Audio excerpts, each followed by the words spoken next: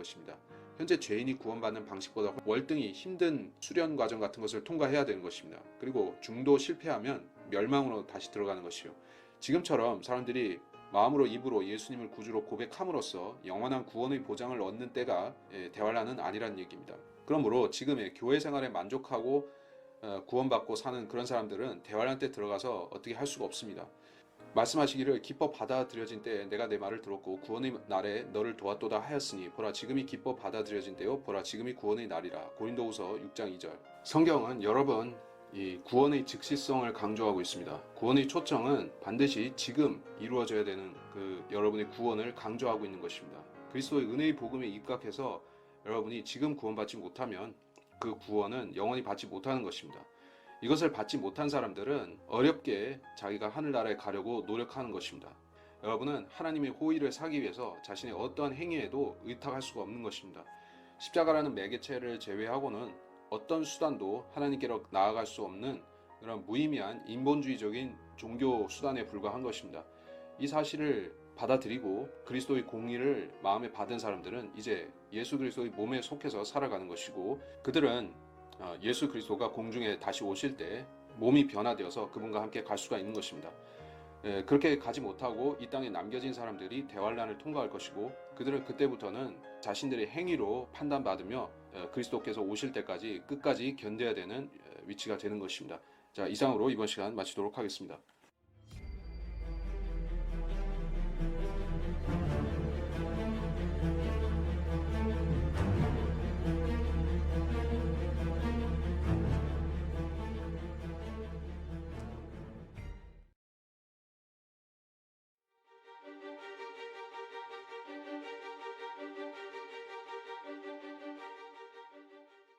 안녕하십니까. 요한계시록 성경 강의 28번째 시간입니다. 계시록 13장 11절부터를 보겠습니다.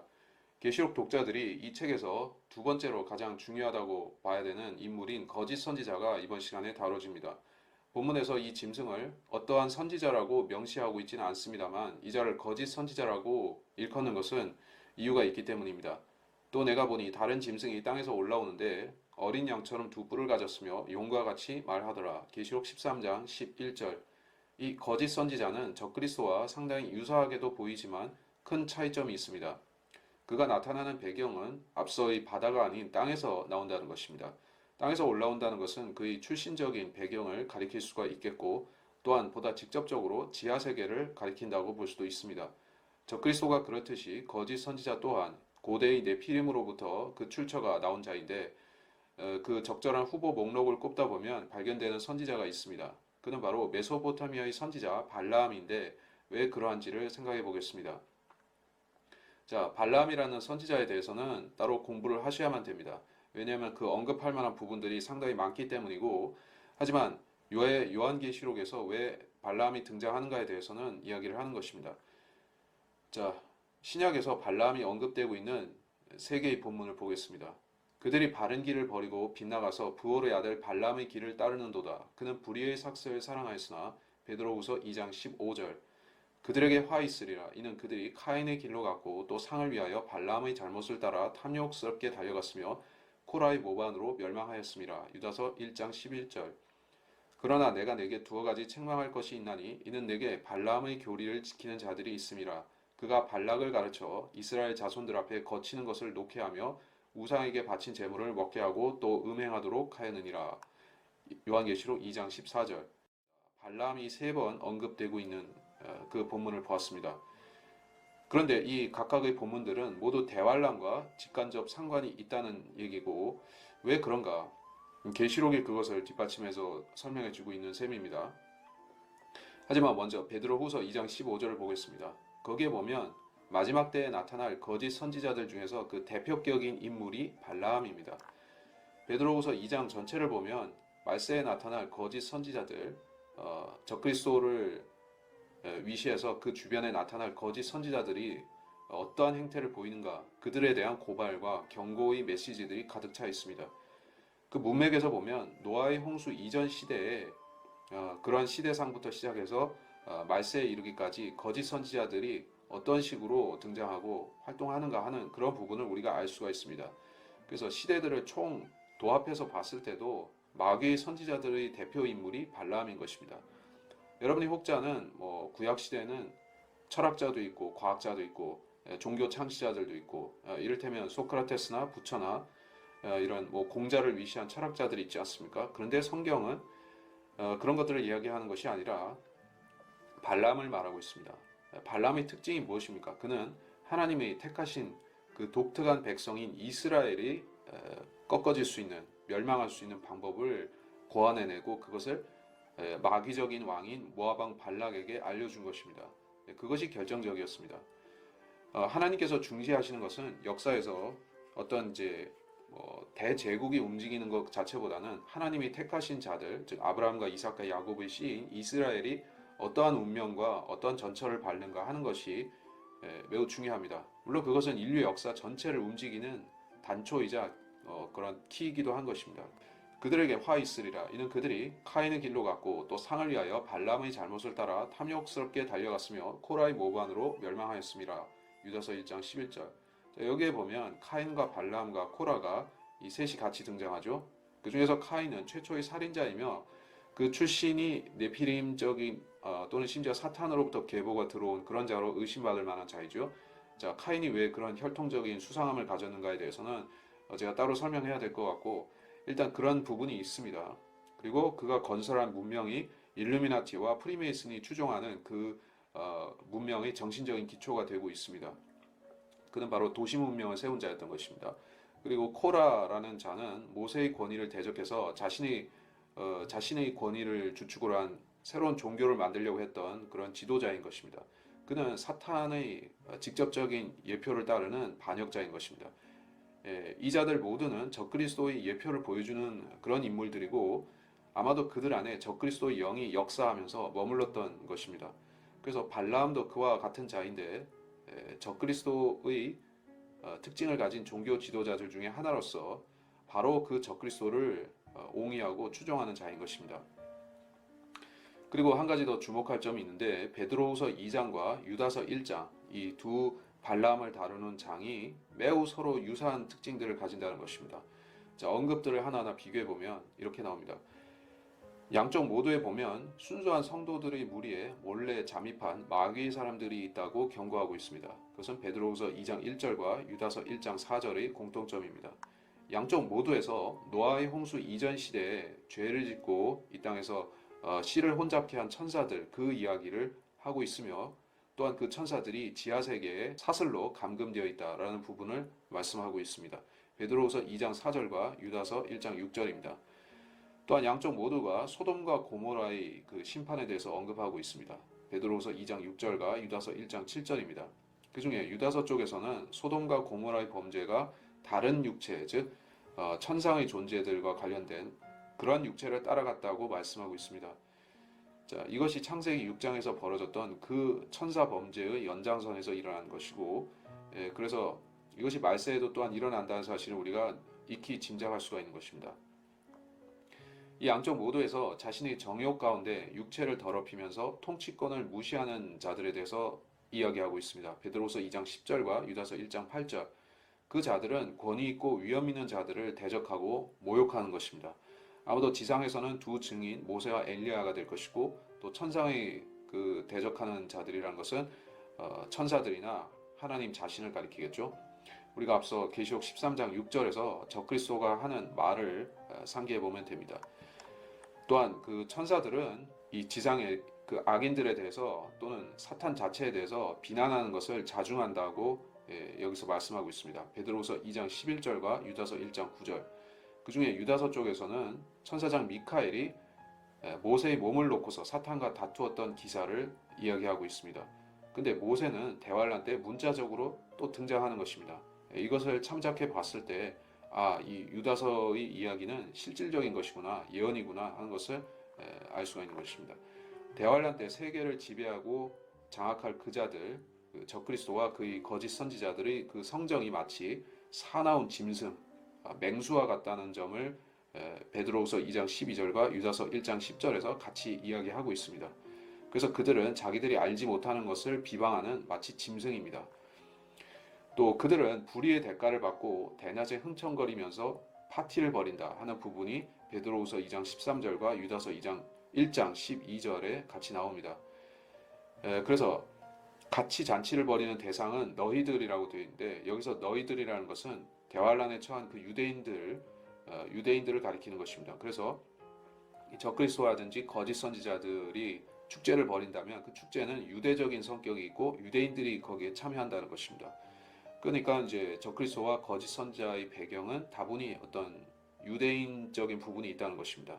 혼혈 유대인일 수도 있고, 그래서 그들은 종교적인 인물들로서 유대인과 유대 종교와 관련이 많습니다. 그리고 그들은 발람의 잘못을 따르는 자들이다. 베드로후서 2장 15절에서 16절, 유다서 1장 11절. 그래서 발람의 탐심이 그의 파멸을 불렀듯이 적그리스도와 거짓 선지자의 문제가 불의의 삭슬을 사랑하는 그 탐심이라는 것입니다. 자, 유다 이스카리옷이 멸망된 것도 결국엔 탐심 때문이죠. 이 마귀의 사람들이 다 그렇긴 하지만 이제 적그리스도와 거짓 선지자는 그 마귀의 화신으로서 아주 큰 탐심을 갖고 있다. 또 그들은 이스라엘을 저주받게 함으로써 사탄으로부터 상을 받는 것입니다. 발람이 발락으로부터 큰 보상을 받죠. 적그리스도는 거짓 선지자에게 그 꾀를 빌려준 보상을 해줄 것입니다. 적그리스도와 거짓 선지자는 둘 다 초자연적인 출생 배경, 백그라운드를 가질 것입니다. 그래서 그들은 네피림의 혈통을 받았거나 그러한 종류의 인간들인데, 이런 것이 베드로후서 2장 17절과 유다서 1장 13절에 암시되고 있습니다. 물 없는 샘, 폭풍에 밀려다니는 구름, 바다의 성난 파도, 유리하는 별들. 자, 이런 말들 중에서 특별히 이 유리하는 별들, wandering stars, 이 말이 굉장히 특별합니다. 우리 평평한 지구론에서 얘기하는 wandering star라는 것은 행성들을 말합니다. 수금, 지구는 빼고 수금, 화, 목토, 천, 해, 뭐 이런 그 행성들을 말하는 것이죠. 이 지동설에서는 그것들이 다 태양 중심으로 돈다라는 설을 만들었는데, 사실은 성경에는 그것이 wandering stars라고 해서 일반적으로 궤적을 따르는 별들이 아니라 자신들만의 그 행로를 갖고 있는 그 별들을 말하는 것입니다. 그것이 여기 유다서 1장 13절에서 언급이 되고 있는데, 자, 제가 앞서 시간에서 별들은 곧 천사들이요, 천사들은 별들이요, 이런 얘기를 했었죠. 여러분이 얼마만큼 그 이야기를 충분히 이해했는지는 모르겠지만 그 말은 진짜 중요한 것입니다. 자, 그래서 여기서 유리하는 별들은 천사들을 가리키는 것이고, 그 중에서 이 지상에 내려와서 특별한 역사를 하는, 즉 적그리스도나 거짓 선지자 안에 들어가서 역사하는 그러한 영들을 가리킬 수가 있는 것입니다. 그것이 여기서 이제 별들, 행성들로 이야기가 되고 있는 것이고, 자, 사도행전 14장 12절에는 그것을 뒷받침하는 내용이 좀 나옵니다. 그리하여 바나바를 주피터라고 부르며 또 바울을 머큐리라 하니 이는 그가 주로 말하는 자이기 때문이더라. 자, 이방 신을 섬기는 자들, 그리스 로마 신화를 따르는 자들이 이런 이야기를 했던 것입니다. 그들에게 예수님을 전하는 바울과 바나바가 왔더니 그들을 제우스, 주피터와 머큐리로 오해를 했죠. 근데 여기서 주피터라고 할 때 그것은 우리가 알고 있는 그 목성이죠. 바나바는 목성에 해당하는 그 이름을 붙였고, 바울에게는 수성, 머큐리라는 이름을 붙였죠.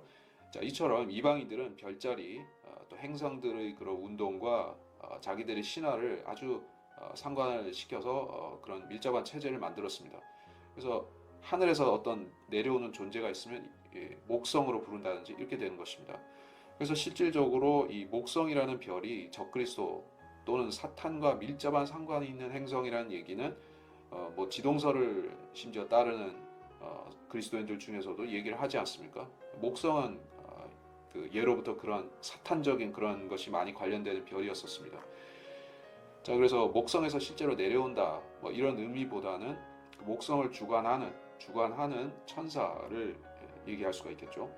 그리고 마지막으로 유다서와 베드로후서 본문에서의 공통점이 또 하나 있다면, 그것은 이 환란기의 성도들은 그들이 예수를 믿었다 할지라도 다시 타락해서 지옥에 갈 수 있다는 것입니다. 그래서 그들이 대환란의 여러 가지 오염들과 부도덕함으로부터 피했다 할지라도 그것에 말려들어서 파멸될 수가 있는 그런 부분입니다. 그것이 베드로후서 2장 20절로 22절, 또 유다서 1장 22절로 23절에서 이야기가 된 부분입니다.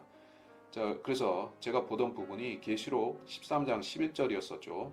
거기서 거짓 선지자가 땅속에서 올라오기 때문에 그것은 어떤 다른 세계의 존재를 가리킨다고 얘기를 했던 것이고, 저는 그 유력한 존재가 과거에 그 역사적인 발람일 수 있다. 발람은 또한 초자연적인 그런 네피림 같은 존재였을 수 있다. 거기까지 얘기했죠. 그렇다면 그의 외모는 어떻습니까? 양을 닮았고 두 뿔이 달려 있는 모습입니다. 양을 닮았기 때문에 일단 이제 그리스도적인 면모를 보인다고 생각할 수가 있고 예수님과 비슷하게 외모가 보인다는 것입니다. 자, 그래서 거짓 선지자와 적그리스도의 관계는 예전 발람과 발락, 모압 왕 발락과 메소포타미아 선지자 발람의 관계가 비슷합니다. 또한 그들이 그 모방하는 존재는 침례 요한과 예수님의 관계인 것입니다. 왜냐하면 거짓 선지자는 적그리스도를 예비하는 자로서 나타나기 때문이죠. 그런데 차이점은 예수님과 침례 요한은 순전히 하나님의 뜻으로 맺어진 관계지만은 이 자들은 더러운 이익으로 서로 얽혀 있는 또 계약으로 충성하는 관계라는 것입니다. 그렇다면 거짓 선지자가 용과 같이 말한다는 것이 어떤 말을 한다는 것입니까? 여러분이 정치인들의 명연설을 들어보면 이런 것을 느낄 수가 있는 것입니다. 물론 세상 사람들, 성경을 모르는 사람들에게는 그런 연설들이 아주 감동을 줍니다. JFK나 마틴 루터 킹이나 또 히틀러 같은 자들의 말을 들어보면 굉장히 사람들의 공감을 사고 또 심금을 울리는 그런 말들을 하는 것입니다.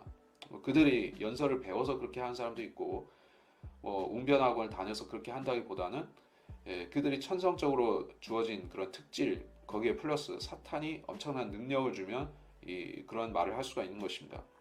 그런 사례가 성경에도 있기 때문에 보자면 사도행전에 있습니다. 그리하여 어느 정한 날에 헤롯이 왕복을 입고 왕좌에 앉아서 그들에게 연설을 하는데 사람들이 외치기를 저것은 신의 음성이지 사람의 음성이 아니다 라고 하니 사도행전 12장 21절로 22절 신의 음성이다 이렇게 얘기할 정도면 얼마나 얘기를 능수능란하게 유려하게 잘했기에 그런 말까지 들었겠습니까? 여러분이 이런 정도의 언변을 갖췄다고 하면 정치인이나 종교인으로서 세상에서 엄청난 성공을 하지 않겠습니까? 사실 이 세상의 정치 일선의 주역이나 종교계에서 큰 몫을 하는 사람들은 대부분 이런 특질을 가지고 있습니다.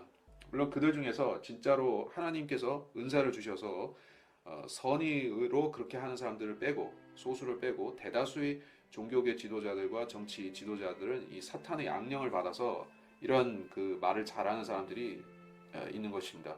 그래서 그런 사람들은 세상으로부터 추종과 존경과 명예와 온갖 것들을 받을 수가 있는 것이요.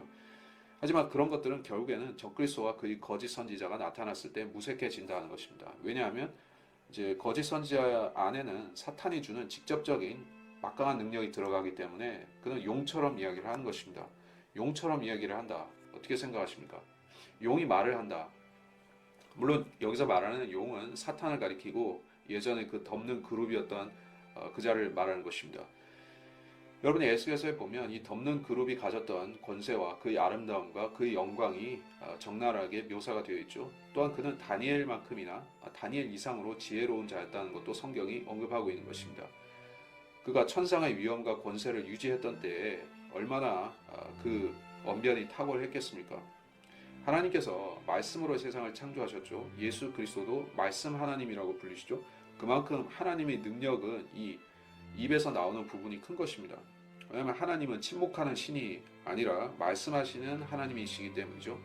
그러니 하나님께서 창조하신 존재들도 사람을 포함해서 천사라든지 모든 영적 존재들 중에서 벙어리 영적 존재는 하나도 없습니다. 그룹들도 이야기를 하고 천사와 천사장들도 하고 스랍도 얘기를 합니다.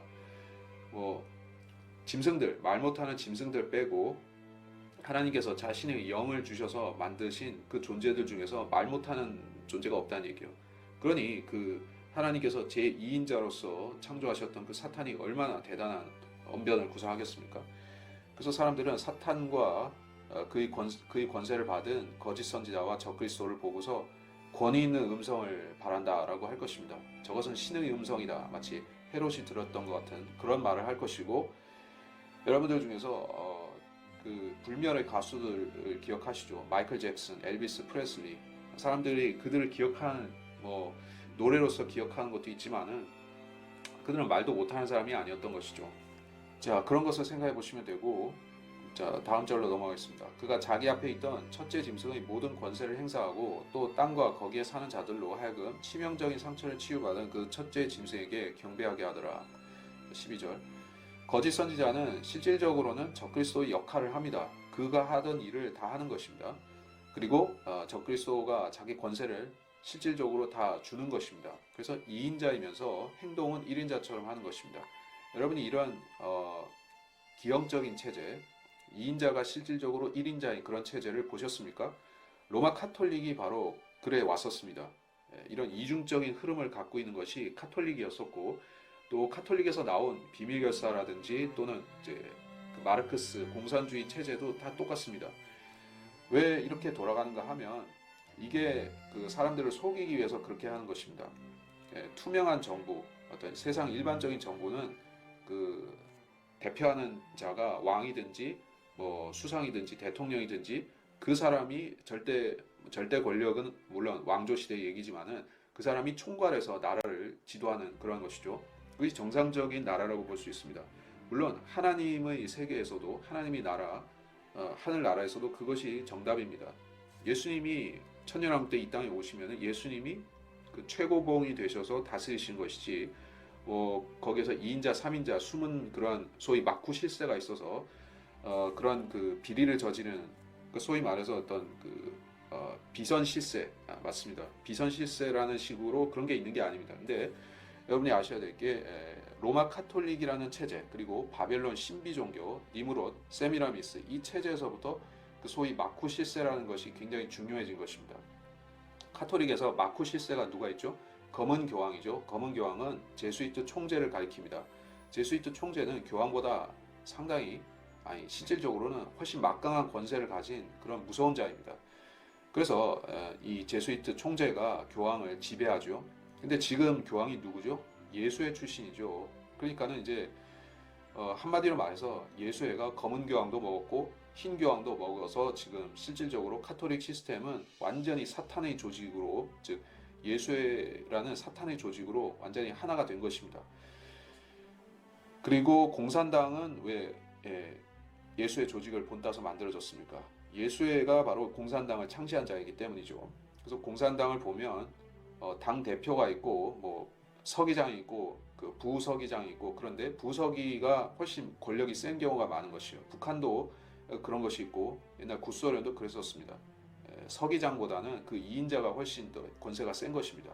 이게 예수의 방식을 따른 것이고, 자, 그래서 거짓 선지자는 종교적으로 천재입니다. 그는 미끼 상품을 만들어내는 아주 아이디어 천재인 것입니다. 그는 어떻게 해야 적그리스도가 전 세계에서 숭앙받을 수 있는지, 가장 신속하게 우상으로 만들 수 있는지 그걸 알고 있습니다. 그래서 그는 신유의 표적을 대대적으로 부각시킴으로써 그 능력을 가지고 적그리스도를 부활한 그리스도처럼 만드는 것입니다. 그래서 사람들은 부활한 것은 아니지만 부활했다고 선전되는 그 적그리스도를 향해서 경배 행위를 하는 것입니다. 이 사람이 어떤 명분을 가지고 쓰든지 사람을 하나님으로 숭배하는 것은 유대교에서, 유대인들 사이에서는 금기시되는 사항입니다. 그들은 그걸 지키겠다고 해서 예수님을 십자가에 못 박았던 것입니다. 물론 무직 가운데서 그렇게 했지만 그들이 내세운 명분은 십계명을 지키겠다는 것이요, 사람을 하나님으로 모실 수 없다는 것이었습니다. 근데 대환란 때가 되면 하나님께서 이 유대인들에게 이 미혹을 던지시면 유대인들은 이걸 거부할지 찬성할지에 대해서 이제 혼동하게 되는 것입니다. 분명히 그들이 보고 있는 그 자는 그 악마적인 자이고, 하지만 그의 능력은 엄청나고 또 그는 그 죽음에서 살아났기 때문에 이걸 어떻게 해야 되는지 혼동스러운 것입니다. 그래서 유대인들을 이 무서운 우상 숭배에 동참케 만들기 위해서 적그리스도는 온갖 총력을 다하는 것입니다. 그의 치명적인 상처가 어떻게 나올 수 있었을까요? 구체적인 것은 없지만 아마도 제가 봤을 땐 거짓 선지자가 역사해서 그 치유의 능력을 가지고 살렸을 것입니다. 거짓 선지자의 위치는 이 사탄의 삼위일체상에서 악령의 위치에 있는 자이죠. 그는 악령을 부리는 자입니다. 그래서 예수님을 성령이 살리셨듯이 이 거짓 선지자가 자신의 악령의 파워로 적그리스도를 죽음에서 부활시킬 것입니다. 그래서 거짓 선지자가 이런 큰 능력을 베풀었기 때문에 적그리스도는 살아날 수 있었고, 그래서 적그리스도는 거짓 선지자에게 자기 힘을 몰아주는 것입니다. 또 큰 이적들을 행하는데 심지어는 사람들 앞에서 불을 하늘에서 땅 위로 내려오게 하더라. 13장 13절. 자, 이러한 이적이 일회성으로 일어날지 아니면 지속적으로 보여질지는 모르겠습니다만 사람들은 이런 기적에 혹하게 되어 있습니다. 지금 같은 또 대환란과 같은 불안정한 시대가 되면 사람들은 표적을 보기를 더욱더 원할 것입니다. 사실상 하나님께서 주시는 표적은 성경에 기록된 구약에 기록되고 신약 복음서들에 기록된 그러한 예수님의 표적들, 이런 것들을 믿을 기회를 하나님께서 주셨는데 유대인들이 주로 거부했었죠. 그리고 마지막 때가 되면 하나님께서 또 기적을 베푸시면서 선지자들을 보내시는데 그것도 사람들이 믿으려고 하는 찰나에 적그리스도가 나타나서 이런 마술을 보여주는 것입니다. 그러면 사람들은 이쪽 표적과 저쪽 표적을 양손에 놓고서 어느 쪽을 잡아야 될지 그걸 선택해야 되는데 적그리스도는 사람들에게 그 하나님의 표적과 유사한 것을 보여주기 때문에 속일 수가 있는 것입니다. 그래서 하늘에서 불이 내려오게 만들고 이것은 두 증인이 행할 것과 동일한 것입니다. 자, 이것은 두 증인 중에서 과거 엘리야가 행했던 그 표적인데 하늘에서 불을 내리게 할 수 있었죠. 그가 후 3년 반에 실제로 활동하고 이 땅에 돌아와서 일하는 것입니다. 그래서 거짓 선지자는 자신의 경쟁자인 엘리야를 대적해서 이 하늘에서 불을 내리는 일을 하는 것입니다. 자, 일회성으로 이렇게 하든 계속 하든 간에 이건 놀라운 일입니다. 이것은 하늘의 그 어떤 기운, 힘과 상관이 있는 것인데 에너지 문제와도 상관이 될 수 있다라고 일단 보고 있고 적그리스도가 어떤 신을 공경하는가 다니엘서에서 말씀하시기를 그는 군대의 신을 공경한다고 말씀하고 있습니다. 군대의 신은 사탄이 장악한 그 공중 권세와 상관이 있습니다. 저는 사탄이 어떤 힘을 배경으로 권력을 장악할지 알고 있는데 그것은 바로 전자기장, 전기력인 것입니다. 그래서 우리는 돔 아래에 있는 평평한 세상에 살고 있는데 그 세상은 이 천체가 움직이는 것 자체도 제가 봤을 때는 전자기력과 아주 상관이 많다고 보고 있습니다. 예, 전자기장으로 그 우리 세계가 움직이고 있다는 것입니다. 그래서 그러한 원리를 조금 알았던 사람이 고대의 지혜를 발견한 니콜라 테슬라였던 것입니다. 그래서 이 세상에 무제한으로 퍼져 있는 그 전자기장의 힘을 효율적으로 뽑아서 쓸 수 있다면 그것은 그야말로 엄청난 에너지 혁명의 신기원이 될 수가 있는 것입니다. 전기라는 것은 사실 이 세상에 충만해 있습니다. 근데 번개같이죠. 근데 번개를 마음대로 움직이거나 이제 부리고 싶을 때 치게 만들 수 있거나 이런 능력이 있다면은 그것을 생산적으로 사용한다거나 또는 군사 목적의 어떤 누군가를 죽일 수 있는 상해를 입힐 수 있는 무기로 쓴다거나 그게 가능하죠. 옛날 고대인들도 그런 생각을 똑같이 했었습니다. 그래서 그 히랍 신화에 나오는 제우스나 로마의 주피터는 이 번개를 이제 무기로 던지는 것입니다. 번개를 다스리고 통제하는 존재로서 바로 사탄의 그 능력을 가졌던 자로 묘사가 되는 것입니다. 그래서 번개를 누군가 다스릴 수 있다면 그걸 불로써 무기로 쓸 수 있다면 그 엄청난 것이죠. 이게 자연적인 산물이 아니라 군대의 신을 통솔하는 사탄의 능력 하에 들어가게 되면 그것은 세상을 장악하고 그야말로 주피터처럼 다스리는 힘이 되는 것입니다. 물론 생각나는데 북구 신화에서도 다 마찬가지라는 얘기죠. 토르의 망치 같은 것을 생각해 봤을 때도 번개를 무기로 사용한다면 엄청난 것입니다. 적그리스도와 그의 거짓 선지자는 테슬라의 이런 신비적인 비밀 기술, 네피림이 가졌던 그런 기술을 가져와서 구현할 것입니다. 이 자연계에서 전기 그리고 불을 추출해서 그것을 무기로 쓰거나 표적으로 쓰는 것입니다. 혹은 적들을 자연 발화시켜버리는 데 쓸 수도 있습니다. 사람의 신체는 자연 발화가 될 수가 있는데 그러한 희귀 사례들이 미스테리 이야기들에 나오죠. 누군가를 죽이고 싶으면 바로 불로 태워버릴 수도 있는 것입니다. 자, 그런 일을 보게 된다면 사람들은 공포 때문에라도 이 거짓 선지자를 따라가게 돼 있죠. 그가 짐승 앞에서 행할 권세를 받아 그 같은 기적들을 통하여 땅에 거하는 자들을 미혹하며 또 땅에 거하는 자들에게 말하기를 칼로 상처를 입었다가 살아난 그 짐승을 위하여 형상을 만들어야 한다고 하더라. 13장 14절. 자, 이제 짐승의 형상이 나오기 시작합니다. 대환란 때 이 세상의 인간들을 족쇄를 채울 두 가지 사항, 즉 짐승의 형상과 짐승의 표인데 그 중에서 이제 짐승의 형상인 것입니다. 저는 순서에 유의할 필요가 있다고 말씀을 드리겠는데 먼저 형상이 언급되고 그 다음에 짐승의 표가 이야기하고 있습니다. 이 두 가지는 밀접한 연관을 가지고 있고 우선순위는 우상이고 그 다음에 이제 표를 받는 것이라는 얘기입니다. 그 순서를 생각해 본다면 짐승의 표를 항상 이야기하는 많은 사람들이 있지만 그들은 짐승의 형상에 대해서는 별로 얘기를 합니까? 뭐 얘기할 필요가 없다고 생각하는지 중요성을 몰라서인지는 어쨌든 이 짐승의 표에 대해서 엄청 강조하고 이것이냐 저것이냐 베리칩이냐 아니냐 무슨 칩이냐 이런 식으로 따지는 사람들이 짐승의 형상 그것에 대해서는 얘기하는 것 별로 못 본 것 같습니다. 근데 저는 중요하다고 말씀을 드리는 것이에요. 왜냐하면 이 형상이 확립이 되고 이것이 존재해야지 짐승의 표가 주어지는 그러한 시스템이 완성되기 때문에 순서가 그렇다는 얘기입니다. 자, 이것들이 어떻게 등장하게 되는가? 후 3년 반 때 본격적으로 가동이 될 것이지만 그 사전 준비, 세팅되는 과정은 전 3년 반의 끝 무렵에 다 될 것입니다. 짐승이 언제 상처를 입고 죽었다 부활하겠습니까? 그 시점은 예루살렘 성전에 멸망에 가증한 것이 세워지기 좀 전이어야만 됩니다. 그래서 이 적그리스도가 예루살렘에 도달하면 거기 지성소에 멸망에 가증한 것을 세우게 될 것입니다. 그러므로 너희가 선지자 다니엘을 통해 말씀하신 멸망에 가증한 것이 거룩한 곳에 선 것을 보리니 읽는 자는 깨달으라. 마태복음 24장 15절.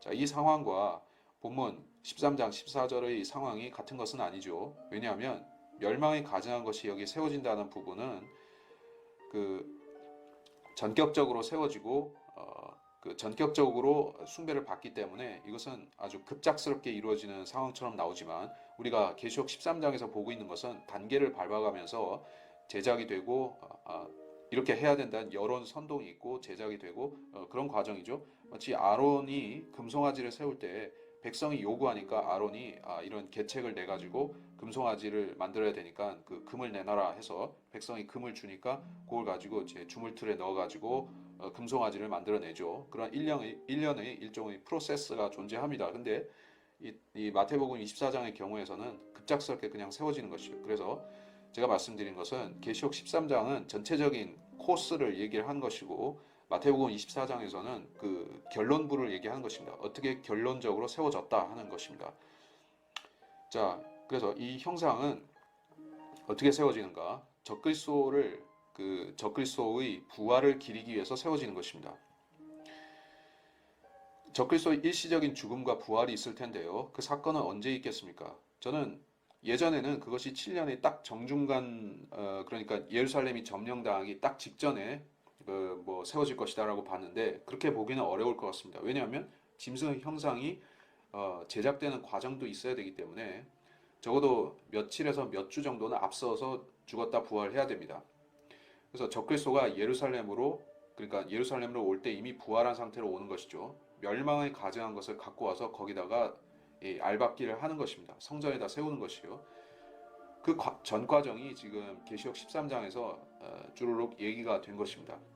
그래서 저는 이 짐승의 형상이라는 것이 로봇일 것이다. 오늘날식으로 말하자면 안드로이드다. 로봇이라고 보는 것이 타당하다 생각합니다. 다른 것이 될 가능성도 조금은 배제할 수 없겠지만 이것은 분명 AI를 갖춘 적그리스도 로봇인 것입니다. 이 안드로이드의 특징은 지금까지 나온 것들하고는 차원을 달리 한다는 것입니다. 그야말로 의식을 갖고 있어요. 자의식을 갖고 있고 또한 적그리스도의 그 완벽한 복제체인 것입니다. 그래서 그 적그리스도처럼 생각을 하고 말하고 그런 아주 특별한 로봇인 것입니다. 게다가 한 가지 더 있습니다. 또 그가 짐승의 형상에게 생명을 주는 권세를 받아 그 짐승의 형상으로 말도 하게 하고 그 짐승의 형상에게 경배하지 아니하는 자는 다 죽이도록 하니라. 자, 이 짐승의 형상은 진짜 생명을 받는다는 얘기입니다. 생명이 무엇이죠? 여러분이 알고 있는 그 생명의 본체라는 것은 사람의 호흡인데 성경적으로도 호흡인데 호흡이 떠나가면 사람이 죽는 것이죠. 근데 단순히 그 정도일까요? 사람의 호흡이 말하는 것은 그 안에 이 혼이 존재한다는 것입니다.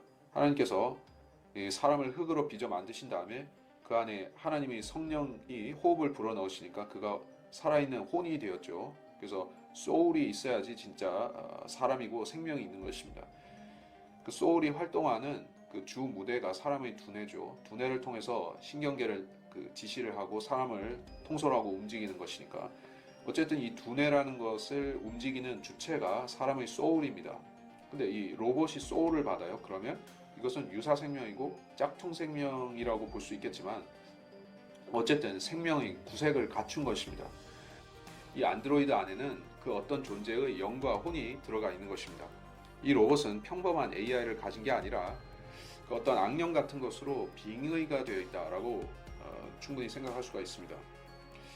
여러분은 제가 지난번에 만든 영상에서 보셨는지 모르겠지만 이제 앞으로 트랜스 휴먼이 연구가 되고, 이 트랜스 휴머니즘이라는 게 로봇과 인간을 합치고 소위 말해 터미네이터나 그 안드로이드와 인간을 합치는 것인데, 거기에 플러스해서 악령이 빙의되는 면은 완전체가 된다라고 얘기를 하고 있죠. 자, 그런 생각은 저도 예전부터 조금은 했었습니다만은 저만 그렇게 생각하는 줄 알았는데, 많은 연구가들이 그런 영상에서도 얘기를 하고 하는 거 보면 앞으로 로봇 안에 분명히 또 다른 것이 들어간다. 마치 이제 베리칩이나 이런 그 마이크로칩 안에 어떤 악령이 작용을 한다라고 해서 완전체가 거기서 나오듯이, 결국에는 그 사람이 진짜 사람이 되기 위해서 하나님의 영이 들어와야 했듯이 이런 로봇을 움직이는 주체가 악령이 되면 그것이 완전체라는 얘기입니다. 근데 하나님께서 제가 봤을 때는 아직까지 그러한 부분을 허용을 안 하신 것 같습니다. 즉 로봇 안에 악령이 들어가서 본격적으로 활동한다든지, 또 이 베리칩이 악령의 주관하에 어떤 영적인 것까지 이제 만질 수 있다든지, 이런 부분은 아직 허용을 안 하신 것이에요. 그래서 이것이 아직 구슬이 아직 다 끼워지지 않아서 활동을 못하는 것입니다. 근데 이제 적그리스도는 그것이 가능합니다. 이 형상은 말을 할 수 있습니다. 그는 예언하고 신탁을 할 수 있는 것입니다. 이런 것을 만든 이유는 적그리스도가 자신의 모든 권력을 몰아주어서 거짓 선지자에게 이양했고, 그 거짓 선지자는 또 마귀들인 허수아비인 AI 로봇을 만들어서 거기다 나눠주고, 이런 식으로 이 권력을 수건 돌리기식으로 돌리는 것입니다. 그러니까 제가 그 신비 종교 그리고 바벨론 종교에서 이어받은 제수이트에서 권력을 어떤 식으로 오리무중으로 만드는지 말씀을 드렸죠. 그래서 그들은 도마뱀처럼 꼬리를 자른다든지 또 어떤 실체를 감추는 데 능한 것입니다. 그래서 적그리스도는 분명히 사탄의 그 삼위일체 중에서 핵심이고 이 땅에서 숭앙받는 존재인데, 그는 자신의 실체를 또 감춰버리는 것입니다. 그래서 사람들은 계속해서 속임수에 넘어가는 것입니다. 자기가 우상 숭배를 한다고 생각을 안 하게 되는 것이죠. 따지고 보면 그들이 섬기는 대상은 사탄도 아니고 적그리스도도 아니고 거짓 선지자도 아니고 그들이 만들어낸 하나의 허수아비 인형인 것입니다. AI 인형인 것이죠. 그렇게 사람들이 깨달으면은 여기서 벗어나야겠다고 하는데, 그렇게 돌아가니까 오히려 사람들이 이것은 우상 숭배가 아니다. 이것은 하나의 발전된 문명일 뿐이다. 기술 문명의 이기일 뿐이다 라고 생각할지 모릅니다. 그게 사탄이 속이는 방식이라는 얘기입니다. 또 사탄이 이렇게 운영하는 이유가 또 하나 있습니다. 사탄의 삼위일체, 즉 적그리스도 거짓 선지자 사탄은 신성한 삼위일체이신 하늘의 그분이 가지신 무소부재성, 즉 편재성을 갖지를 못하고 있습니다. 사탄은 피조물이기 때문에 한 곳에 있어야만 됩니다. 한 번에 한 곳에만 있을 수가 있습니다. 두세 군데에 동시에 존재할 수가 없습니다. 예수님은 편재하실 수가 있지만 사탄은 못하는 것입니다. 그래서 그들이 어떤 일을 하기 위해서는 어떤 장소에 있어야만 됩니다. 자기 장소를 비워야 하기 때문에 대타를 세워야 된다는 얘기입니다. 그들은 하나님의 무소부재성이 없음으로 해서 이런 우상을 세워서 그 우상이 활동하게끔, 쉬지 않고 활동하게끔 해야 되는 것입니다. 자, 원래는 어떻게 되느냐? 적그리스도 자신이 예수님처럼 예루살렘 성전에 잠시도 비우지 않고 거기에 알박기를 하고 있어야지 그 세계인들을 따르게 만들 수가 있죠. 그러니까 자기가 하나님의 위치에 올라서려면 거기에 쭉 있어야 되지 않습니까? 근데 적그리스도는 또 활동을 해야 된다는 것이에요. 세계를 정복해야 되죠. 세계를 지배하기 위해서 머리를 짜내야 되죠. 회의를 해야 되죠. 비행기를 타고 자동차를 타고 왔다 갔다 해야 되죠. 그러니까 그렇게 해야 되는 자신을 대타로서 뛸 수 있는 존재를 성전에다 세워놔야 되는데, 그것이 자신의 지능을 이어받은 또 이제 악령이 씌인 그 로봇인 것입니다. AI 로봇을 세워놓고 그 일을 시키고 자신은 자신의 일을 하는 것이다. 자, 이게 사탄과 이 세상 과학의 한계인 것입니다. 그들은 하나님보다 항상 열등한데, 하나님께서는 그 한 번에 천 군데 만 군데에서 일하실 수가 있습니다. 물론 성령께서 그렇게 하시지만 성부 성자께서도 동일한 능력을 가지신 것이에요. 그것을 못하는 자들이 종교적 상징과 뭐 십자가라든지 성모 숭배라든지 온갖 그 경배 장치들을 가지고 사람들 앞에 과시성을 보여주면 되죠. 성경은 적그리스도와 사탄의 이러한 한계를 보여주고 있습니다. 그것은 우상목자라는 지적입니다. 양떼를 버려둔 우상목자에게 화 있으리라. 칼이 그의 팔과 그의 오른 눈에 임하리니 그의 팔은 바싹 마르고 그의 오른 눈은 완전히 어둡게 되리라. 스가랴서 11장 17절. 자, 이 우상목자는 우상이 있어야만 종교를 컨트롤할 수 있는 그 한계에 있는 존재를 가리키는 것입니다. 우상을 즐겨 사용하는 종교가 어디 있죠? 모든 종교죠, 사실. 근데 특별히 우상 없으면 무너지는 종교가 카톨릭이고 이 동방 정교회, 동방 카톨릭입니다. 그들은 수많은 형상과 종교적인 상징 장치들을 쌓아놓고 있습니다. 그래서 그것들을 가지고 예배 의식을 하는 것입니다. 기초적인 종교 행위조차도 이 종교 상징 없이는 못하는 것입니다. 기도를 하려고 해도 다 필요합니다. 묵주가 있어야 되죠. 이런 우상 숭배자들이 가진 특징은 바로 자기들의 아비, 영적인 아비 사탄에서 나온 것입니다. 사탄이 하나님을 능가하려고 노력해 왔지만 못하는 것이 바로 이 무소부재성을 극복 못한다는 것입니다. 이 짐승의 형상에게 경배하지 않는 자는 다 죽이도록 만들 것인데 이것은 매우 강력한 법이죠. 근데 이것을 어떻게 할 수가 있을까요? 사람들이 개인적으로 적그리스도의 형상에게 경배하는지 안 하는지 그걸 어떻게 컨트롤할 수가 있는 것이죠? 뭐 예전에 신사참배가 우리 일제시대에 있었고 그리고 독재자들이 자신의 형상, 동상에다가 강제로 절하도록 시키기도 하고 북한에서도 그렇게 하고 다 하지만은 그게 한계가 어디에 있습니까? 그거 하고 안 하고를 개인적으로 다 다룰 수 없습니다. 그러니까 그 5호 담당제 같은 식으로 옆에 이웃이 감시를 하고 이렇게 해야지 가능한 것이지. 그래서 그 비효율 때문에 또 사회가 무능해지고 무너지고 하지 않습니까? 지도자한테 충성하는지 안 하는지, 절하는지 안 하는지, 사진에다가 예의를 표하는지 그런 걸 다 컨트롤하고 감시하려면은 그 감시하는데 사회의 에너지가 다 들어가는 것입니다. 그러니까 건설적이고 생산적인 일을 못하고 서로 감시만 하다가 쫄쫄 굶고 이렇게 망해가는 것이 공산주의 아니겠습니까? 근데 적그리스도는 그런 식으로 할 필요가 없습니다. 뭔가 자동화된 시스템이 작동해서 단순한 CCTV 정도가 아니라 개인의 심성, 속 생각 이런 부분까지 다 컨트롤되는 뭔가가 있는 것입니다. 그 뭔가가 바로 여기 말씀하고 있는 이 짐승의 표라는 얘기입니다. 짐승의 표가 그것을 다 담당할 수가 있으리라고 개인의 마음까지 충성하는지 안 하는지 이런 부분까지도 다 컨트롤할 수 있으리라고 보고 있습니다. 자, 우선 이 짐승의 형상은 어떤 형태로 되어질 것인가? 수만 개가 전 세계적으로 세워지는 것인가? 아니면 어떤 하나가 전 세계적으로 숭배받는 것인가? 그걸 생각해 봐야 되겠죠. 저는 예루살렘 지성소에 이 멸망에 가증한 것이라는 형상이 하나 있을 것이라고 봅니다. AI 로봇이고 또 악령이 들어간 그런 존재를 하나 만들 것입니다. 그리고 그것을 아마 굉장히 고도화된 기술로 전 세계에 3차원 홀로그램으로 띄워서 보여줄 수 있을 것입니다. 그런 띄우는 장치만 있다고 하면 그것이 입간판에서건 어떤 동상 형태로 해서 3D 홀로그램으로 다 보여줄 수가 있을 것입니다. 거리마다, 동네마다, 마을마다 그것이 다 보여질 것입니다.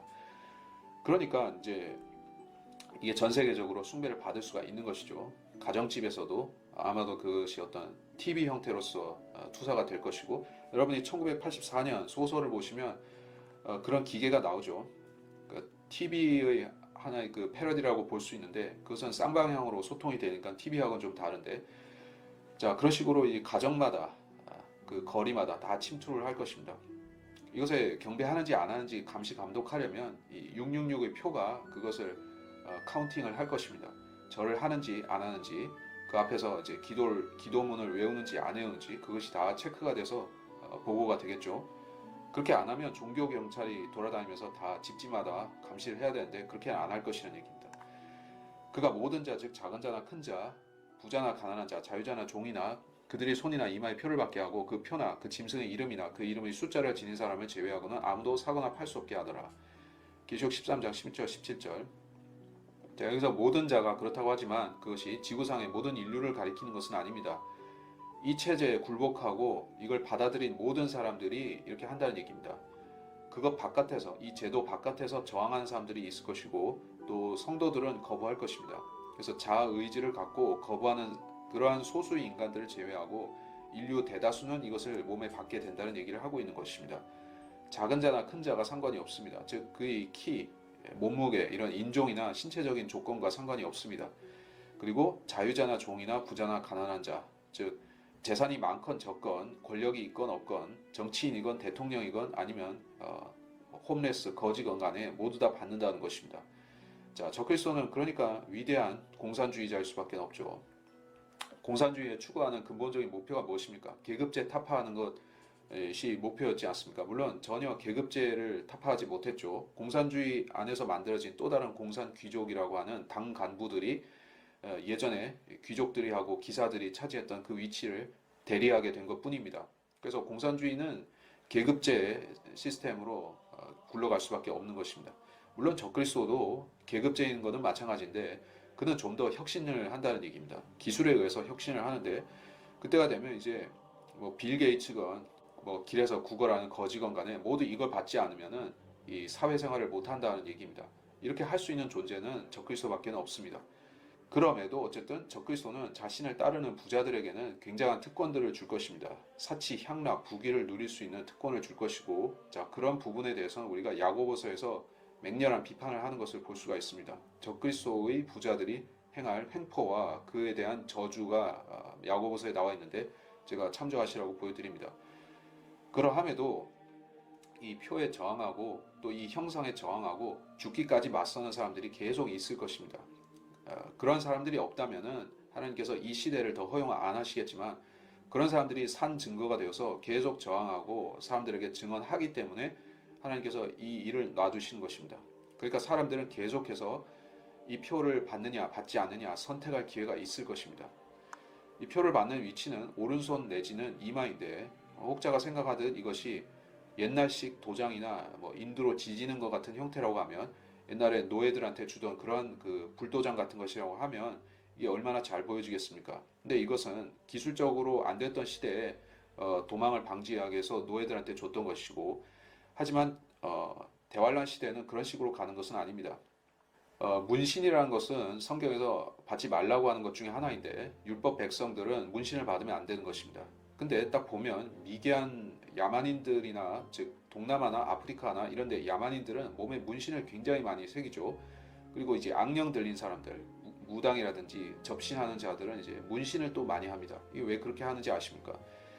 이 함의 자손들한테서 나온 속성이기도 한데 문신하는 자들은 바로 이 속 안에 악령을 받아들이는 용이하기 위해서 즉 인간을 초월한 어떤 트랜스 휴먼적 존재가 되기 위해서 그 문신을 하는 이유가 있습니다.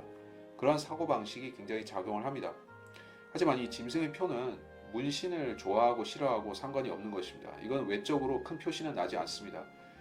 굉장히 미미한 마이크로칩이기 때문에 몸에 삽입되거나 어떤 전자문신 형태로서 장착이 되었을 때 외부에서 봤을 때는 은은한 빛을 내는 정도라고 볼 수가 있겠습니다. 그러니까 사람들이 거부감을 크게 느끼지 않고 받을 수가 있는 것입니다. 이게 무슨 왕따시만하게 그렇게 그 광고하듯이 달고 있으면은 그러니까 뭐 만화나 옛날 영화에 나오듯이 그렇게 666 써 있으면은 그거 무슨 죄수 낙인 번호가 같을 것이기 때문에 그걸 무슨 권세자들이나 대통령이나 이런 사람들한테 주기는 조금 그렇죠. 그렇기 때문에 이 전통적인 문신이나 불도장은 아닌 것입니다. 자, 그리고 이것은 또한 전 인류에게 신속하게 확산되고 배포되어야만 됩니다. 현재 베리칩을 주는 시스템은 상당히 간결하게 되어 있다고 하죠. 몇 분 안에 받을 수가 있다고 합니다. 그 주사기로 삽입하고 확인하는 기초 과정만 하면 5분, 10분 안에도 가능하지 않은가 그렇게 보는데 앞으로 더 발전되면 뭐 30초, 1분 안에도 줄 수가 있을 것입니다. 사람들이 자신의 영원한 운명을 30초에서 1분 안에 결정하는 것을 생각해 보셨습니까? 그게 짐승의 표라는 얘기인데 아이러니하게도 지금 이 시대 하나님께서는 죄인들이 자신들의 영원한 운명을 30초 내지 1, 2분 안에 결정할 수 있게끔 해 놓으셨습니다. 다만 사람들이 그렇게 생각 안 할 뿐입니다. 많은 사람들이 구원받는 것은 한 10년쯤 걸리거나 심지어 평생, 반평생 그렇게 걸린다고 생각하고 사는 사람들이 많습니다. 불교나 힌두교나 카톨릭이나 이슬람에 사는 사람들은 당연히 그렇게 생각하고 심지어 이제 기독교를 믿는다는 사람들도 은근히 그런 생각을 하는 것입니다. 그래서 죽을 때 돼봐야 안다라든지. 근데 하나님께서 어떻게 해놓으셨습니까? 사도 바울을 통해서 주신 은혜의 복음은 사람이 마음만 올바로 쓰면 30초 안에 하나님을 만날 수 있다는 것입니다. 1분 안에 구원을 받고 죄사함의 확신을 가질 수가 있다는 것입니다. 근데 다만 그렇게 안 하기 때문에 수십 년 걸려도 못하다가 지옥 가는 것이요. 근데 대환란 때는 어떻게 됩니까? 사람들이 주저함 없이 자신의 운명을 1분 안에 결정하게 될 것입니다. 그것이 칩이든지 전자문신이든지 어떠한 그 전자적인 장치를 주는 것이기 때문에 오래 걸리지 않습니다. 너무나 간결하고 손쉽게 받는 것이요. 이 시대에 구원을 그렇게 간결하고 손쉽고 또 고정불변한 그것을 받았으면 얼마나 좋았겠고 또 이 시대를 안 거쳐도 되었을 것인데 이제 들어갔으니까 어쩔 수 없이 그렇게 가는 것입니다. 자, 17절에서는 짐승의 표가 가진 그 어떤 복합적인 성격을 보여주고 있습니다. 이것은 단순한 상징이나 단순한 기호는 아닙니다. 어떤 이제 복잡한 의미가 들어있는 암호 같은 함수인 것입니다. 그 표 안에는 적그리스도의 이름과 그의 숫자가 산입되어 있습니다. 물론 그것은 코딩화되어 있고 또는 약자로 들어가 있기 때문에 해석자가 해석해야지만 알 수 있는 부분인 것입니다. 그들 왕국의 나중 때 범죄자들이 가득 차게 되면 무서운 용고를 하고 난해한 문장들을 깨닫는 한 왕이 일어나리라. 다니엘 8장 23절. 자, 난해한 문장들, dark sentences. 자, 이러한 것은 적그리스도의 지혜로만 해석되는 것입니다. 아마도 지금은 없는 고대 언어의 단어들이 들어가 있을 수도 있습니다. 카톨릭 사제들은 일반인이 모르는 라틴어로 기도하죠. 성도들은 해석이 없는 방언을 경계하라고 사도 바울이 얘기하죠. 근데 적그리스도는 난해한 문장을 가져와 가지고 사람들한테 주는 것입니다. 그러니까 사람들은 무식하니까 뭘 모르니까 그거가 어떤 좋은 상징인 줄 알고 받는 것입니다.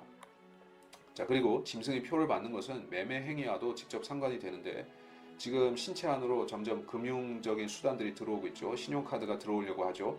이것을 추진하는 정부와 기업에 대해서 우리가 관심을 쏟아야만 되는 것입니다. 지금 그런 일이 진척되는 이유는 대환란 때 있을 일의 예표적인 것들입니다. 지금 금융 수단들을 어떤 칩 같은 부분을 몸에 심는 것이 보안성 때문에 하는 것인데 그것이 더욱 대환란 때는 중요해진다는 것입니다. 표를 받지 않는 자들은 걸러낼 수 있어야 되는 것이요. 100%를 걸러내고 표를 받은 자들만 매매 행위를 시킬 수 있어야만 되기 때문에 이 보안성을 따질 것입니다. 특히 그들에게 금지시켜야만 되는 것이 짐승의 표를 받지 않은 자들에게 금지되어야 하는 것이 식료품 매매인 것입니다. 자신을 반대하는 자들을 굶겨 죽이기 위해서 이것을 하는 것입니다. 식량을 끊을 수 있다면 그들을 효율적으로 말려 죽일 수 있을 것이고 또 굴복시키기도 좋을 것입니다. 왜냐하면 사람은 먹지 않으면 눈이 돌아가기 때문이고 그래서 공산사회에도 사람들이 먹고 살기 위해서 암시장을 열어놓죠. 그 공산당이 없애려고 노력해도 암시장이 없어지지 않습니다. 이것이 블랙마켓이라는 시스템인데 독재사회에는 반드시 블랙마켓이 큰 규모로 존재하게 되어 있습니다. 근데 적그리스도의 사회에는 블랙마켓이 사라지는 것입니다. 왜? 그것을 짐승의 표를 가지고 다 씨를 말려버렸기 때문에 이제 암시장이 없습니다. 그러니까 그 중앙정부한테만 의존해서 살 수밖에 없습니다. 이 짐승의 표를 맞지 않는 자들은 굶어 죽든지 아니면 길 가는 사람을 위협해가지고 강도짓을 해서 식량을 탈취하든지 그런 식으로라도 살아야 됩니다. 굶어 죽든지 율법에 어긋나는 도의상으로 어긋나는 살인 강도 같은 것을 하든지 그래야 살 수가 있습니다. 그렇기 때문에 대환란 때가 되면 짐승의 표를 받지 않으면 비도덕적인 수단으로 생명을 연명하든지 아니면 굶어 죽어야 되는 것입니다. 또 하나의 방법이 있다면 그것은 환란 때 예수님을 믿고 성도가 되는 것인데 그러면 이제 못배임을 당할지라도 지옥에 가지는 않습니다. 사람들의 외모를 존중하는 것은 좋지 않으니 이는 한 조각 빵을 위해서도 그 사람은 범죄하기 때문이라. 잠언 28장 21절. 자, 성경이 이미 이렇게 말씀해 놓았다시피 사람의 한계는 그의 목구멍에 들어가는 음식이 있느냐 없느냐 거기서 갈라지는 것입니다. 아무리 경건한 사람이라 할지라도 이 유혹 앞에서는 엄청나게 흔들릴 수밖에 없는 것입니다. 그래서 형벌 중에서 제일 혹독하고 가혹한 형벌이 제가 봤을 때는 사람 굶겨 죽이는 것이라고 보는 것입니다. 뭐 때려 죽이는 것도 있고 뭐 아니면은 참수도 있고 교수형도 있고 여러 가지 있지만은 그 중에서 사람 먹지 못하게 해서 죽이는 것, 영조가 사도세다를 뒤주에 넣어서 굶어 죽게 한 그런 식으로 하는 게 제일 이제 끔찍하다는 얘기예요. 예루살렘을 하나님께서 심판하실 때도 이 기근을 가지고 하셨었죠. 그래서 자기 자식을 잡아먹는 식으로 해서 그렇게 해서라도 살려고 했던 것입니다. 아담과 이브가 최초로 범죄한 경로가 어디부터 시작되는지 아시죠? 먹는 거에서 출발했습니다. 이 열매를 먹으면 안 되는데 하나님께서 금하신 것을 먹었기 때문에 결국 문제가 생겨버린 것입니다. 대환란 때도 마찬가지인 것입니다. 먹고 살기를 마련하기 위해서 범죄하게 된 것이고 짐승의 표를 받는 것이고 사탄의 뜻을 따라가는 것입니다. 그래서 인류 최초의 범죄가 먹는 거에서 시작되었듯이 대환란 때의 범죄도 먹는 거에서 비롯되는 것이다. 지혜가 여기에 있으니 지각이 있는 자는 그 짐승의 숫자를 헤아려 보라. 그것은 한 사람의 숫자이니 그의 숫자는 666이니라. 계시록 13장 18절. 자, 이 숫자를 알아내려면 지혜가 있어야 된다. 지혜로서 알아내면 그 숫자는 666임을 알게 된다. 역사적으로 666은 많은 인물들에 해당이 되었었습니다. 수비학이라고 하지만 이것은 상당히 성경적으로는 연구할 가치가 있는 것들입니다. 근데 지금 우리가 그런 것들을 얘기하지만 실제로 적그리스도의 이름이 뭔지를 우리가 알 수가 있습니까? 모르죠. 그래서 숫자 값이 666으로 맞춰지는 사람들을 놓고서 이 사람이다, 저 사람이다, 뭐 오바마다, 해당되는 인물들을 찾아보려고 하지만 그게 안 되는 것은 지금은 그런 사람이 너무 많기 때문에 그렇습니다. 당장 이제 뭐 일반인들 기준으로 보더라도 굉장히 많을 것입니다. 666이라는 숫자 값이 떨어지는 이름이 많이 나올 수가 있어요. 그래서 우리가 그걸 찾는 게 중요한 게 아니라 결과론적으로 적그리스도가 나타났을 때 그 이름은 666의 숫자 값이 맞춰질 것이라는 얘기입니다. 그러니까 지금 맞추려고 이게 숫자 짜맞추기 해도 별로 소용은 없다는 얘기입니다. 그가 나타나 봐야지 알 수가 있는 것입니다. 성경은 이 짐승의 표를 받는 자들에게 영원한 저주가 임한다라고 말씀하고 있습니다. 그 저주가 임하게 되면 벗어날 수가 없습니다. 왜 그런가? 저는 이것이 어쩌면 유전자 변형과 상관이 있고 그야말로 트랜스 휴먼과 상관이 된다고 보고 있습니다. 유전자가 변형되면 돌이킬 수가 없죠. 왕께서 철과 차진 진흙이 섞인 것을 보셨으니 그들은 사람들이 씨와 섞일 것이나 그들이 서로 합하지 못하는 것이 철이 진흙과 섞이지 못함과 같으리이다. 다니엘 2장 43절. 철과 차진 진흙이라는 것은 두 아이덴티티가 섞이는 것인데 인종 혼합이거나 혹은 엑스트라 테레스트리아 외계의 존재와 인간이 합쳐지는 그런 부분을 말하는 것입니다.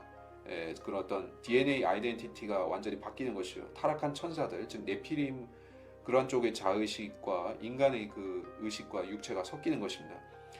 그렇게 되면 창세기 6장에서 사람의 딸들이 천사들과 그 성적으로 결합해서 거인들이 나아졌듯이 그런 식으로 또 다른 변종이 나올 수가 있고 아니면 짐승의 표를 받는 자들 자체가 그런 유전자가 들어가서 이 종이 바뀔 수가 있는 것입니다. 이게 사탄의 빅픽처라고 저는 생각을 하는데 인류를 아예 이제 다른 종으로 만들어버린 것입니다.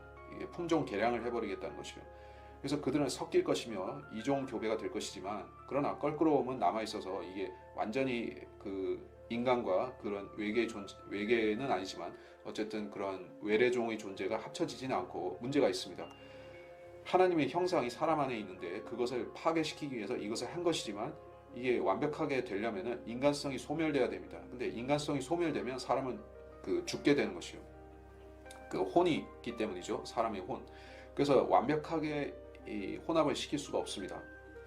여러분이 그 SF 영화를 보게 되면 아바타나 스타워즈나 이런 영화를 보게 되면 그 네피림 같은 존재들이 나오죠. 사람이면서 사람 아닌 것 같은 아니면 뭐 미키마우스 같은 디즈니 만화 시리즈에도 다 똑같은 것들인데 사람과 이제 짐승, 천사 이런 것들이 섞여 있습니다. 그것들은 인간성을 파괴하기 위해서 그런 존재들을 홍보하기 위해서 만든 만화들이고 영화들입니다. 하지만 사탄의 계획은 실패할 것이며 이런 일을 벌였을 때 오히려 사탄이 가증한 짓을 저지른 죄를 쓰고 그가 만들어낸 변종들과 함께 멸망하는 것입니다.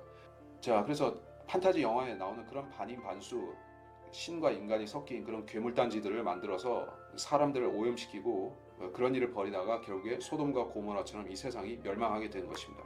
자, 여기까지 얘기를 드리겠습니다. 시간이 많이 흘렀고, 자, 그래서 제가 결론으로 말씀을 드리고 싶은 것은 저는 이제 이렇게 본격적으로 깊이 있는 설명을 하고 각 본문들에서 얘기를 하다 보면 시간이 길어집니다. 그래서 30분으로 과거에 했었던 부분을 더 이상 할 수가 없는 것이 이렇게 깊이 있게 내용으로 한번 들어가고 더 깊이 들어가서 얘기를 하려면 시간이 많이 소요가 되는데 30분 정도 분량으로 끊으면 한 가지 조금 얘기하다가 끊어지고 또 그 다음 시간에 속행해서 하려면 이 집중성이 흐트러지고 하기 때문에 이렇게 집중적으로 깊이 다루려면 최소 이렇게 60분으로 갈 수밖에 없다.